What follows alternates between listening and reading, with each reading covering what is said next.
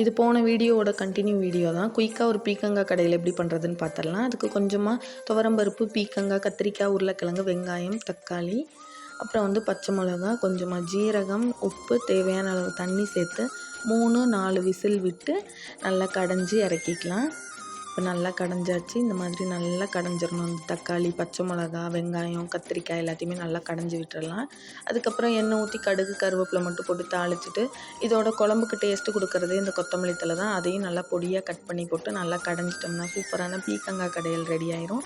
இது இட்லி, தோசைக்கு சூப்பரான டேஸ்ட்டில் இருக்கும். கண்டிப்பாக ட்ரை பண்ணி பாருங்கள். இன்றைக்கி என்னமோ நான் சுட்ட இட்லி செம்ம டேஸ்ட்டாக இருந்துச்சு, நல்லா சாஃப்டாக இருந்துச்சு.